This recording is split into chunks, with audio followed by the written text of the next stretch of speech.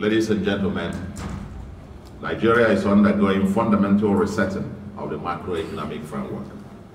The long overdue disruptive change, especially the removal of subsidy on PMS and reduction of distortions in the exchange rate, comes with certain hardships on all the residents of Nigeria.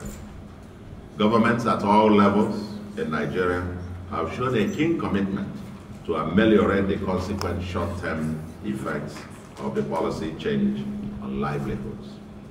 The President of Nigeria, Asiwaju Bola Ahmed Tinubu GCFR, has rolled out an agenda of palliatives as the response of the federal government. We support the federal government of Nigeria's agenda and expect to partner with the federal government to ensure that Anambra residents benefit maximally from the federal programs.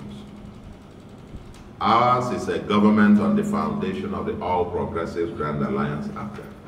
We are progressives, and the welfare of the ordinary Nigerians, especially the poor and vulnerable, remains our primary focus.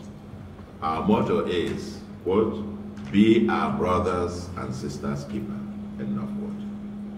There is no better time to rise up to the full essence of our motto and our ideological stance on behalf of the ordinary persons than now.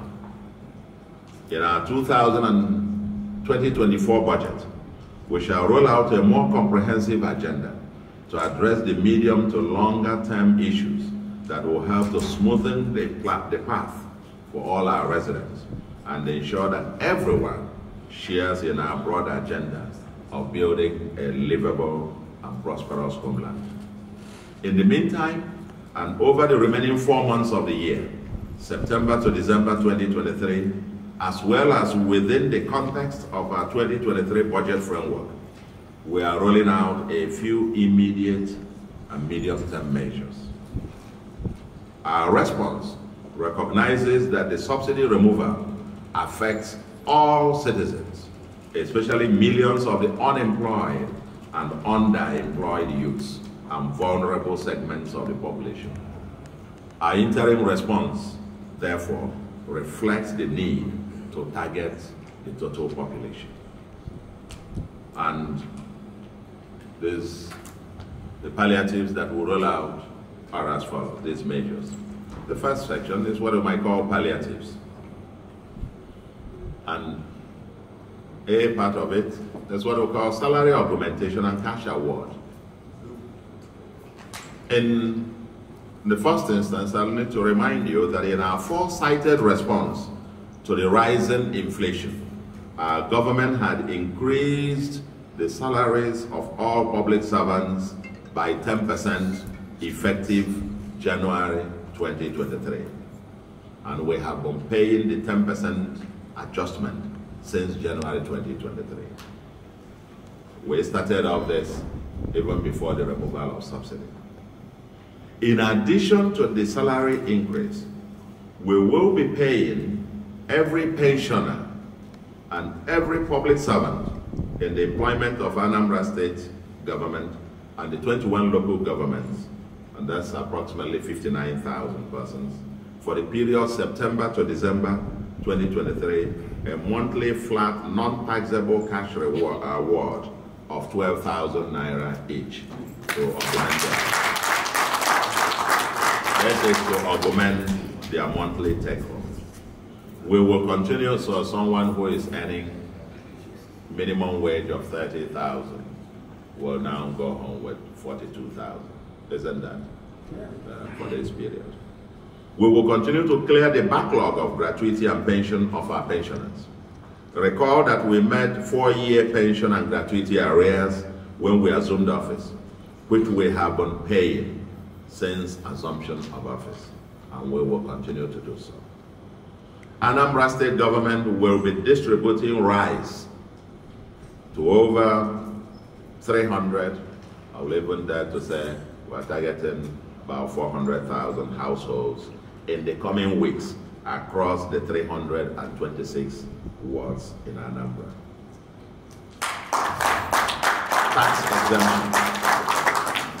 Tax exemptions and reductions.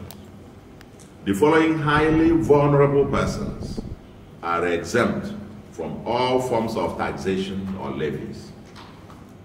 And they include the hawkers, the wheelbarrow and truck pushers, the vulcanizers, the artisans, the Okada drivers, petty traders with capital of less than 100,000 naira, etc. All these very poor people struggling to make a living every day, they are henceforth, until further notice, exempt from any form of tax or levies. The IGR payments of all transporters, keke, minibus, and the others, are hereby reduced by 20% with effect from September 1 this year. Basic education, that is primary school to JSS 3, remain tuition free for all public schools. We are reviewing the plethora of other levies, fees, and charges in these schools. Before schools resume in September 2023, which is next month, we shall make further announcements to sanitize the system and reduce the burden on our pupils and students and their sponsors. Henceforth, we will provide free antenatal services and free delivery services to pregnant mothers in state primary health centers and general hospitals. We will announce a more comprehensive medical package for our residents, especially the senior citizens and children, in our 2024 budget.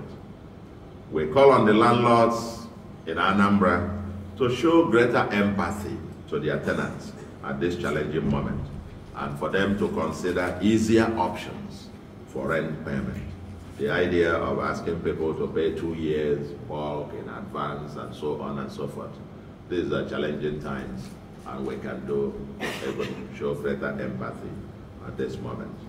If you even consider a moratorium or this, but we'll leave this to the discretion of the landlords. It's just for people to understand that times are hard. On transport, we have approved the repair and renovation of all serviceable public servant staff buses currently under the Office of the Head of Service of Anambra State to facilitate the movement of public servants. And still on the initiative to reduce the cost of transportation for the larger segment of Ndi Anambra, we will be applying to purchase many of the CNG fueled buses to be provided by the federal government for intra-state transportation. As you heard the announcement that the federal government is a plan to bring in a few thousands of these CNG buses for mass transportation, and they also announced the process of buying them off under the Anambra Trackers Transport Service Company Limited. We will also be applying to purchase many of those buses for intra-state transportation. The aim is to reduce the cost of transportation within Anambra. We will embark immediately on the repair of existing, as well as purchase some new water boats to ease transportation for our citizens in the riverine local governments. In the medium term, we recently distributed a total of 1.1 million oil palm and coconut high-yielding seedlings to over 100,000 households.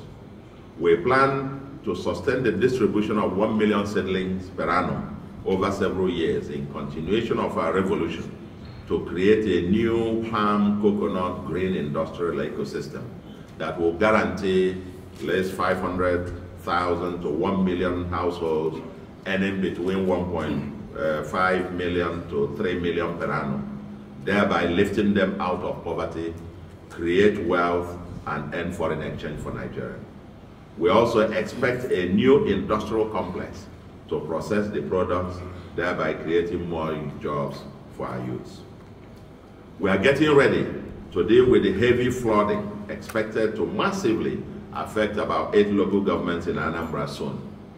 We have made arrangements for resettlements of Ndi Anambra living in flood-prone areas. We will take every necessary measure to ameliorate the effects on the potential victims. In the next few weeks, We will be energizing our 1U 2 Skills program by providing a mix of grant and soft loan schemes at a maximum interest rate of 9% per annum through a collaborative initiative between the Anambra State Small Business Agency, ASBA, and its partner development finance institutions.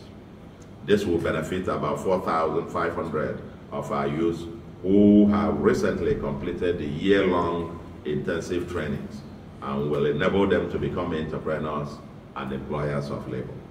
We are rolling out about 4 billion naira for this project. We are also completing the setup and funding of the world-based cooperative initiative for micro-enterprises. We are proposing a revolving loan scheme at near zero interest rate, and we are targeting over 100,000 micro businesses in this regard. Already we employed about 5,000 teachers and over 300 medical professionals within our first 9 months in office, plus thousands of youths in the security sector. We understand that the teeming unemployed youths remain a potent time bomb. We are committed to recruiting further thousands of youths as teachers for our schools and road and street sweepers and engaging our youths in public works. We are rolling out a very ambitious program to build and modernize the primary health centers in all the 326 wards to let everyone have access to qualitative health care. This is in addition to renovation and modernization of hundreds of primary schools and secondary schools. We recently approved a huge program for urban and rural water schemes to ensure that especially the poor have access to clean potable water. We are constructing over 340 kilometers of roads across all the 21 local governments, and we are poised to continue. We have also started repairs of some Trunk A, federal and state roads to improve the lives of Ndi Anambra and reduce transportation costs in the state. As we enter the dry season, we would deliberately prioritize palliative works on many of our critical roads to lessen the burden on commuters and ensure more effective traffic management. We are working assiduously to improve the ease of doing business in Anambra, to attract private sector investment into the state for improved job creation for Ndi Anambra. Security of life and property remain the #1 priority of government. We are stepping up measures to deal with touts who inflict pain on our innocent citizens around some major places in the state. Food prices are rising, and food security has become a critical issue. We are determined to provide every assistance to the farmers for the next planting season in 2024 to boost food and animal production. Finally, we are determined to collaborate with the federal government to ensure that Anambra residents benefit maximally from the myriad of palliatives being rolled out by Mr. President, including provide an updated social register for Anambra residents to benefit from the planned federal government cash transfer. We apply to attract the conditional grant, which is meant for about 50,000 to at least 1,300 nano business owners in each of the 21 local governments.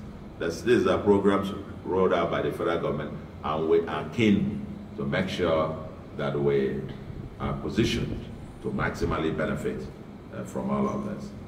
The support that they plan for MSMEs and startups in Anambra who can apply for 500,000 to 1 million soft loan each at 9% payable over a period of 36 months. Collaboration with the organized private sector in the state to apply to obtain the 1 billion soft loan each at 9% per annum and repayable over 5 years, available to 75 manufacturers in the country. We will try to get our own big conglomerates to also apply and secure such funding from the federal government. There is a 100 billion CBN commercial agricultural loan. We'll see how Anambra will also benefit from all of those. There is the gas conversion scheme and so on and so forth in terms of the federal government agenda. Ndi Anambra in the interim, like I said, within the framework of our 2023 budget. This is a set of immediate responses that we roll out. In our 2024, we'll be more intentional in thinking through a more sustainable agenda going forward. Thank you very much.